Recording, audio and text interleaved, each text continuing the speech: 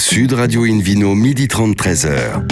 Alain Marty. Bonjour à toutes et à tous, ravi de vous retrouver pour ce week-end spécial 1000e d'Invino depuis la création de l'émission. C'était en 2004. Nous sommes toujours délocalisés au sein du jardin d'été à l'hôtel Fauchon, 4 boulevard Malesherbes à Paris, dans la capitale. Et on écoute d'ailleurs Invino Sud Radio à Paris sur 99.9. On peut se retrouver sur la page Facebook Invino et notre page Instagram Invino Sud Radio. Hier, vous étiez très nombreux à écouter notre émission du samedi spécial 1000e avec notamment François-Xavier de Maison et son magnifique vin du Roussillon, Patrick Bruel et ses olives, ou encore le chef 3 macarons, Gilles Goujon. Aujourd'hui, on va faire encore mieux pour ce menu qui prêche, comme d'habitude, la consommation modérée et responsable, avec Paz Livingston, qui est chef sommelière du groupe Anne-Sophie Pic, et parmi nous. Bonjour Paz.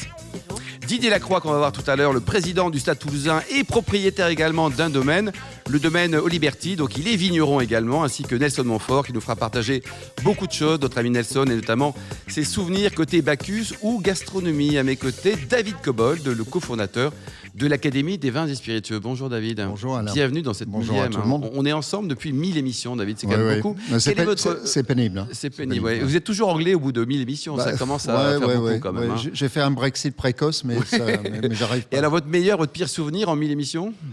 Je vais peut-être raconter le plus drôle. Oui, le plus drôle. Et ça s'est passé dans votre terre natale, Alain. Parce que lors de la fête des vins à Banyuls, à Banyuls-sur-Mer, on avait fait une émission en direct, vous vous rappelez ? Je m'en souviens très bien, j'ai très peur. Là, On était près de la plage, et puis le matin, il y avait la fête des vins, et le maire du village, le maire de Banyuls... Qui en est mort d'ailleurs, mais c'est pas grave. Oui, bon, pas à son âme, mais il avait bien profité des tables de dégustation qui ont entouré la plage, et lorsqu'il est arrivé dans l'émission en direct, il était porté par 2 pompiers très costauds. Il était complètement bourré. Ouais, il avait 10 grammes. Quoi. Donc c'était assez compliqué. Je crois que vous avez très bien géré l'affaire. Vous avez tout de suite mis vos mains sur le micro et il a été exporté. C'est vrai, c'était la fête des vendanges il y a quelques années. Merci David. C'était les joies du direct. Alors pour commencer cette émission, Invino Sud Radio a le plaisir d'accueillir Stéphane de Grotte, qui est comédien, réalisateur, humoriste, ancien pilote de course et puis grand amateur de vin. Bonjour Stéphane. Mais bonjour, comment allez-vous ? Alors votre actualité très bien. Il paraît que vous pétillez avec François-Xavier de Maison en ce moment. Si je pétille avec François-Xavier, du côté de la Champagne. Oui, on va pétiller en Champagne et de toute façon avec François-Xavier on pétille toujours. C'est la bulle, c'est la fête, c'est la légèreté, c'est la délicatesse, c'est la générosité. Vous pensez que c'est vraiment la légèreté et la délicatesse ? Alors, je ne parle pas physiquement, je parle au niveau de l'esprit. Ça dépend des jours. Bon. Ouais. Et alors dites-nous, votre actualité aussi, le théâtre, ça va reprendre, si ça reprend. Qui est Monsieur Schmitt alors ? Alors, j'ai eu la chance de pouvoir répéter et jouer la pièce pour une captation qui va passer prochainement sur C8, qui est Monsieur Schmitt, une pièce de Sébastien Thierry, que j'ai eu le bonheur de jouer avec Valérie Bonneton. Voilà, et donc ça va être prochainement, et on va probablement partir en tournée à l'automne et faire une série en janvier au Théâtre Édouard VII, si tout va bien. Oui, si tout se passe bien. Mais tout va bien se passer. Dites-nous Stéphane. Grâce à François-Xavier de Maison. Bien sûr, notamment. Le plus beau métier du monde, c'est quoi ? C'est comédien, vigneron ou pilote automobile ? Attention à la réponse. Mais il n'y en a pas un, c'est pour ça que j'ai fait tous ces métiers-là. Et ça sera peut-être cosmonaute la semaine prochaine.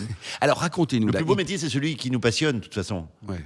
Donc il y a plein de beaux métiers peut-être. Mais donc c'est le métier dont on fait, c'est de la passion dont on fait un métier. C'est du coup le plus beau métier du monde. Mais ça peut être peintre en bâtiment si c'est votre passion. Oui. Et vous, David Cobold, vous êtes menuisier au départ. À l'arrivée aussi d'ailleurs. Peintre. Non, pas peintre en bâtiment, mais peintre beaux-arts. Et ensuite menuisier ébéniste. Et ensuite j'ai vendu des appartements. Donc tout mène au vin. Stéphane, votre découverte du vin, il paraît qu'il y a eu un déclic chez vous, avec un meursault dégusté dans un restaurant au Touquet. Racontez-nous. Alors je peux pas vous le raconter parce que ça je ne m'en souviens absolument pas du tout. Coche du riz. Ah oui, tout à fait, mais vous avez raison. Voilà. Mais le problème d'Alzheimer, c'est quand on va trop en Champagne. C'était à la Grenouillère, exactement, Coche du riz, où j'ai commencé par un blanc et puis après j'ai goûté un. Alors vous allez me dire parce que je ne sais pas comment on prononce. On dit Auxey-du-Rez ou Auxey-du-Rez. Alors les Bourguignons disent Auxey parce qu'ils n'arrivent pas à prononcer les X. D'accord. C'est assez particulier. Donc nous on dit Auxey, mais eux ils disent Auxey. Vous êtes bourguignon, Stéphane, ou pas ? Mais je regarde pas de film. Non, et alors, donc c'était une découverte de dingue parce que ce rouge était aussi bon que le blanc. Donc j'ai découvert qui était Monsieur Coche-Dury à tel point que j'ai voulu le rencontrer. Mais j'avais pas encore une grande connaissance de la Bourgogne. Je pensais que c'était comme des grands châteaux bordelais. Donc à un moment donné, j'ai demandé à rencontrer Monsieur Coche-Dury. On m'a dit, il habite dans le village. Là, je suis arrivé dans le village. Je suis tombé devant une maison très très simples, en préfabriqué quasiment. Donc je me suis dit, tiens, ben, je ne suis pas du tout chez Monsieur Coche-Dury. je suis rentré dans la propriété. Et là, il y avait sa belle-fille qui était en train de repasser les chemises dans la salle à manger, de manière très très simple. Et en fait, donc c'était un des plus grands producteurs de Bourgogne qui vivait dans des conditions très très simples. Et ça m'a rassuré, parce qu'on se rend compte à ce moment-là qu'on est avec des gens, des gens de la terre, des gens entre guillemets des paysans, cette noblesse-là. Et c'est pour ça aussi que ces vins sont aussi formidables, parce qu'on se rend compte que ces gens sont d'une authenticité absolue. Et c'était vraiment très impressionnant pour moi de découvrir ça. Bon, des paysans riches, mais avec beaucoup d'humilité et de modestie. Vous voulez poser une question à Stéphane, peut-être? Oui, Stéphane, j'aimerais bien, parce que vous aimez, je crois, ce genre de challenge. Est-ce que vous voulez bien commenter un vin que vous n'avez jamais goûté? Ah ben absolument, oui. Alors, est-ce que je vous cite la région et le cépage ou rien? Non, là, je la devine. C'est pas le Bordelais. C'est une Shiraz australien. Allez-y. J'allais vous le dire, c'est Ouais, ça. de la vallée de Barossa. De Barossa. Ouais. Bah oui, avec 2 S comme dans Barossa. Et ce vin a cette particularité, c'est qu'il est assez léger, en même temps très goûteux. Vous goûtez ou pas? Et cette année, parce que c'est une très bonne année que vous m'avez fait goûter. Oui. Hein, Et vous le trouvez franchement léger? Alors je le trouve léger, pourquoi? Parce que j'en bois très peu, voire pas du tout. Et du coup, le lendemain, on se sent beaucoup mieux, en fait. Parce que je vous signale quand même, Stéphane, que les vignes ont plus de 125 ans. 126, parce qu'on a passé une année. On a enregistré cette émission l'année dernière, donc ça a pris un an de plus. Et ces vignes, vous savez d'où viennent ces vignes? L'origine de la colline d'Hermitage. De la colline d'Hermitage, au 19e siècle. Mais quel versant? Mais il n'y en a qu'une, c'est sud, un seul versant. Ben voilà, c'est vice-versant. Alors dites-nous, là, est-ce que vous aimez le rosé? On va faire un petit tour des goûts, plutôt. Le rosé, la couleur ou le vin? Tout. J'aime le rosé. Alors je vais ouvrir une énorme porte ouverte. J'aime les rosés très légers comme tout le monde. Je n'aime pas les rosés trop foncés ou trop clairs? Non, mais il y a des rosés maintenant de soi-disant des grands crus qu'on assimile à certains vins rouges pour accompagner des plats. Je n'aime pas ce rosé-là. Et les blancs, alors on m'a parlé de Château Carbonieux, plutôt dans les Pessac-Léognan. J'en ai bu encore hier soir du Carbonieux. J'adore ça, j'adore les Pessac, j'adore les Graves, parce qu'ils me font penser quelque part au Chardonnay. Je trouve qu'il y a un cousinage avec ces vins de Bourgogne. Est-ce qu'il y a un cousinage d'ailleurs, David? Parce que parfois c'est les grandes soirées bizarres, aucun lien dans les cépages. Empélographiquement, ces deux cépages sont complètement distincts. Non, ce qui, à mon avis, importe, c'est le soin porté à la vinification, dans les deux cas. Il y a souvent un élevage en bois aussi, dans les deux cas. Les blancs de Pessac-Léognan, les grands blancs de Bourgogne sont vinifiés en bois. Mais il y a un côté gras dans ces vins, assez ça, rond. c'est apporté par l'élevage en bois, et puis la malolactique, et le bâtonnage éventuellement dans la... Donc ça ne m'étonne pas que vous aimiez. Et côté rouge, alors vos derniers coups de cœur, alors oublions les vins d'antan, là, qu'est-ce que vous avez fait? Vous êtes très Syrah en ce moment? C'était pas plus tard que tout de suite, c'était un Château Pavie 2000. Non, pas du tout. C'était un Château Figeac 2000. Qui n'a rien à voir avec le Pavie. Non. J'ai trouvé ça absolument sublime. Et j'ai 2-3 bouteilles encore dans ma cave d'un vin que j'adore absolument, qui est un Saint-Joseph de Louis XVI en 2000, cuvée des Anges. Ah, c'est bon ça. Et c'est absolument délicieux, c'est un bonbon. Mais j'aime beaucoup les vins nature aussi. Et puis j'aime particulièrement le Miranda de François-Xavier de Maison. Oh là là, faux cul! Est-ce que vous connaissez les établissements d'Anne-Sophie Pic? Bien sûr. C'est qui Anne-Sophie Pic? Vous savez qui c'est, hein? Oui, à Valence. Le joueur de foot. Je me suis arrêté 2 fois chez Sophie Pic. Ah, bah, écoute, on en parle maintenant avec notre nouvel invité de Invino Sud Radio, Paz Levinson. Bonjour, Paz. Bonjour. Alors, Paz, c'est un tour d'Argentin, ça, non? Oui, c'est... Vous êtes né où en Argentine? Moi, je suis de Patagonie. De Patagonie. Ouais. Et vous avez été meilleur sommelier des Amériques? Oui, en 2015. En 2015, quoi. En Chili. Cette passion du vin, elle vient d'où? Vous écoutez Stéphane, vous le rencontrez au Touquet, vous tombez amoureux de Meursault. Qu'est-ce qui s'est passé dans votre vie, dans votre cœur, côté vin? Mon père était né en Mendoza, et Mendoza, c'est la région la plus importante en Argentine pour faire des vins. Donc, j'avais toujours des souvenirs des produits de Mendoza, on va dire des raisins, de l'huile d'olive, tout ça. Après, beaucoup de Malbec, j'étudiais... hein. Beaucoup de Malbec. Mais après, j'étudiais littérature. Et j'ai commencé à travailler dans un restaurant.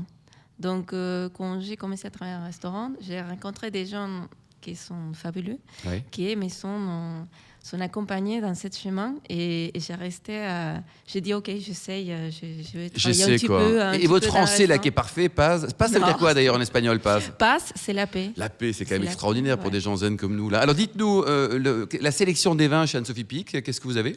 On a tout. D'abord, on travaille dans beaucoup de pays. Donc, c'est pas pareil la carte en Angleterre qui est à Singapour ou à Lausanne, à Valence, à Paris. Mais on a les cœurs, bien sûr, dans le Rhône.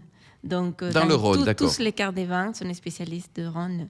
Et pour moi, ça tombait bien parce que j'adore les Rhônes, j'adore les Syrah. David Cobold. Est-ce que la carte des vins varie selon le pays où vous êtes installé? Oui, et il y a des variations, bien sûr. J'essaye aussi d'intégrer tous les domaines qu'on aime de le monde, dans toutes les cartes, un petit peu. Vous avez du Malbec argentin, je suppose, quand même. Oui, un petit peu. Oui. Mais pas beaucoup. Pas beaucoup. Que David Cobold, le Malbec, c'est une tradition. Hein. On le trouve à Cahors, en Argentine, hein, c'est ça? Eh bien, c'est probablement son origine à Cahors, où il avait un autre nom, curieusement, Auxerre.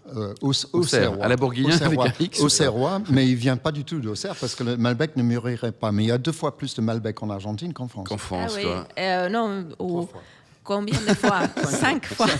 Ah, 5 fois. Oui. Ouais. Parce que le Malbec, ça monte vite. Autrefois, il y en avait un peu à Bordeaux, il a presque disparu. Et alors, vous êtes donc meilleur sommelier des Amériques, là, le titre de meilleur sommelier du monde, là, juste après Dominique Laporte, ça vous tente ou pas? Ça me tentait toujours. En 2016, en Argentine, c'était le meilleur sommelier du monde 2016. Et j'étais 4e. Oh là là là là là. C'était un petit peu... Bon, c'est frustrant. Enfin, c'est pas totalement frustrant. Un petit peu parce que j'étais là. C'est sur quel vin que vous avez loupé? Non, je fais des petites erreurs. Sur quoi, par exemple? Dites-nous, parce que nous, on est... par exemple, j'étais tellement vite dégusté à l'aveugle. On a 3 minutes, peut-être il faut déguster 6 boissons, par exemple. Et j'ai senti au nez, et j'ai dit, OK, c'est Calvados. Mais c'était un cidre. Mais parce il y a de la pomme quand même. Non, mais j'ai pas goûté il y en a en bouche. aussi. J'ai pas goûté en bouche parce que j'avais pas de temps. Donc, qu'est-ce que vous auriez dit, vous, Stéphane? Qu'est-ce que vous auriez dit dans ce cas de figure-là? Avec la pomme? Oui, confipote, moi. Oui, confipote directement, quoi. Bon, pour terminer, un vin féminin en 10 secondes, ça existe ou pas? Parce que je crois que c'est une question stupide, mais je la pose quand même. Non, ça n'existe pas. D'accord. Non. C'est une réponse claire, quoi. David Mais Cobold, vous confirmez? existe, Vous qui êtes anglais, donc vous êtes limite garçon-fille. Est-ce que le vin anglais existe? Je dis oui, ça existe. Oui, ça oui. On n'a plus le temps pour une anecdote, non? Allez-y. Parce que je voudrais juste dire, François-Xavier de Maison, c'est mon ami. Et on s'est rencontrés autour du vin. C'est-à-dire qu'on était sur un même tournage. Et le premier jour, il m'a convié le soir dans un restaurant pas loin d'ici, non loin de là d'ailleurs. Et on a dégusté plusieurs Bordeaux qu'il aime. Et il m'a fait découvrir les vins qu'il aimait. Et c'est autour de cette dégustation qu'on est devenus amis. On ne s'est plus quittés. L'union, c'est très belle histoire. Et aujourd'hui, on se termine avec du Miranda. Avec du Miranda. Merci, Paz. Merci également, Stéphane. On marque une micro-pause et puis après, on parle de vin également avec Nelson Montfort et ainsi que Didier Lacroix. Sud Radio Invino. Retour chez Fauchon à Paris pour ce week-end spécial 1000e émission de Invino avec toujours à mes côtés David Cobold, le cofondateur de l'Académie des vins et spiritueux, pour accueillir 2 nouveaux invités. Nelson Montfort, bonjour mon ami Nelson. Bonjour Alain, bonjour à vous tous. Ainsi que Didier Lacroix, le président du Stade Toulousain, que nous avons par téléphone. Bonjour Didier. Bonjour à vous. Alors avant de parler de votre vie côté vin tout à fait avouable, Didier, on parle un peu de sport là. C'est quoi l'ambition en top 14 et ça va être chaud là en Coupe d'Europe avec les Irlandais? Ah oui, ça va être chaud. Pour l'instant, on peut être à la première place du championnat français. Maintenant, il faut s'attaquer à la Coupe d'Europe juste après ce tournoi destination et les monstres irlandais sur notre route en 8e de finale. Vous allez les bouffer, non? Écoutez, déjà, le tirage au sort n'a pas été favorable parce qu'il faut qu'on y aille. On espérait pouvoir recevoir, mais c'est les règles du tirage au sort. Maintenant, on va se déplacer en conquérant. Exactement. Alors Didier, racontez-nous là, votre histoire de vin. Qui vous a initié au vin? Ce sont des copains, ce sont des parents, des gens inavouables, c'est qui? Ce sont des gens plus qu'avouables. En fait, ce sont les dirigeants du club qui, au tout début de ma carrière, à l'âge d'à peu près 20 ans, avaient la richissime idée de faire une table d'hôtes avec 7-8 dirigeants passionnés de vin. Et ils invitaient à l'époque un vieux joueur blessé ou suspendu, parce qu'à l'époque, il y avait... Genre la promotion des joueurs, quoi. Voilà, et le jeune joueur qui rentrait dans l'effectif pour apprendre à le connaître. Et comme je me tiens mieux à table qu'à cheval, eh bien, j'ai eu le droit d'être invité quelquefois à leur table. Alors, avant de parler de votre domaine, vos coups de cœur côté vin, quels sont les vins qui vous ont ému ou pour lesquels vous avez une émotion actuellement? Alors, éternellement, les Grenaches de chez Reynaud, sur toute sa gamme, depuis le domaine des Tours jusqu'à Rayas. Mais je trouve qu'on retrouve une patte plus que particulière. On sort de l'hiver, je suis un fan de Châteauneuf et notamment d'Henri Bonneau, de Charvin également, qui sont des gens certes opposés. Henri Bonneau nous a quittés, mais il reste encore des pièces magnifiques. Chez Charvin, on trouve de la fraîcheur avec des jeunes vignerons qui sont en train de monter. Voilà pour les rouges, mais je suis très très très chauvin, très fan du Languedoc, bien entendu. Laurent Baillet, que je faire, a éclaboussé sur ces 20 dernières années, même s'il faut les attendre de plus en plus, me semble-t-il. Le domaine des Aurelles, Mas Julien, notamment sur ses blancs. Bon, c'est que les belles adresses, des bons vignerons. Alors racontez-nous, parce que hier on a eu des gens dans la première émission là, qui ont fait comme vous, là, Patrick Bruel et puis François-Xavier de Maison. Vous aussi, vous avez acheté un vignoble. Racontez-nous, c'est une histoire de vin, c'est une histoire de potes aussi. Alors, c'est une histoire de potes. Au départ, mon idée était plutôt d'aller dans le massif de la Clappe, mais qui est pour l'instant avec peu de disponibilité. Et puis, un grand ami, Bernard Gatimel, qui est également le vice-président de Colomiers, avec qui on a fait pas mal de belles choses ensemble et passionné de chasse. Et un troisième larron qui s'appelle Olivier Declerc, qui avait des biens de famille à Asie, à Minervois, juste en dessous de Minervois-la-Livinière. Et puis l'aventure est partie il y a 3 ans. On est en train de se chercher pour trouver les meilleures parcelles. On a nous aussi un grenache qui me paraît plus qu'intéressant. On a un bas de la vallée qui peut faire avec un peu plus de facilité de buvabilité et des rosés, le temps de se faire un peu de trésor. Et on est parti dans cette aventure avec un monsieur qui s'appelle Jean de Valmont, qui vinifie et qui a des vins à la Marmorière dans la Clappe. Et on fait tout ça ensemble depuis 3 ans avec une belle histoire d'homme. Oui. Alors Didier, vous l'avez créé, ce domaine qui s'appelle le domaine Oliberdi. Vous l'avez créé ex nihilo ou alors il existait déjà? On l'a créé ex nihilo, effectivement. Tout partait en coopérative et puis il nous paraissait plus intéressant de pouvoir véritablement faire des cuvées. Il y a 3 cuvées de rouge, une cuvée de rosé et un blanc. Et puis, on est resté, bien sûr, sur des cépages autochtones de la... Et alors, le chiffre 3, là, ça vous émeut, ça aussi, hein? Il y a 3 syllabes, 3 quarts, 3 sillons. Oui, il y avait les 3 associés. Oliberdi, c'est la contraction toute bête d'Olivier, Bernard et Didier. 3 quarts, 3 sillons, 3 syllabes. On avait hésité au départ, pour tout vous dire, marketingment parlant, de jouer sur les 2 ailes d'Oliberdi. C'est pour ça qu'on a mis 2 ailes à Olivier de façon forcée. On était parti sur ces cuvées-là. Et puis en fait, le phénomène, le point commun des 3 nous paraissait intéressant à décliner. David Cobold, j'ai une question pour vous. Qui a joué au rugby. Vous avez joué au rugby, David, aussi. J'ai joué dans le sud-ouest, à Montflanquin, dans le Lot-et-Garonne. Il y a bien longtemps, c'était un peu avant la guerre. Laquelle? Oui. Non, ma question pour vous, Didier, c'est je sais qu'il y a pas mal d'anciens joueurs qui sont impliqués dans le vin, anciens joueurs du Stade Toulousain. Je pense à Yannick Josion en particulier, où j'ai goûté un vin où il avait participé à l'assemblage à Gaillac, qui sont ces terres. Fabien Pelouse, si je ne me trompe pas, a été aussi impliqué à un moment donné avec le vin. Est-ce que vous continuez avec cette culture à Toulouse liée rugby et vin? Alors, c'est vrai que je crois que l'expérience de Fabien s'est arrêtée parce qu'il a revendu ses parts à Bordeaux qu'il avait fait avec un joueur de foot. Yannick Josion reste très attaché à son terroir de Gaillac et effectivement, il a des racines là-bas. Il n'y a pas forcément de transition, mais pour tout vous dire, j'en avais parlé à Alain, on est dans une réflexion à la brasserie du Stade. Dès qu'elle va réouvrir, et ça nous tarde bien entendu, à tout le monde, oui. de créer une carte qui s'appelle 15 à 20. 15 bien entendu, pour des gens comme vous qui ont un jour porté le maillot de rugby, peu importe lequel, mes amis Christophe Pérus ou les frères Ravaille dans le Pixel Loup, par exemple, Dubosc au Marmusée, mais Retière également. Et en fait, on découvre plein de gens qui ont un jour porté un maillot de rugby.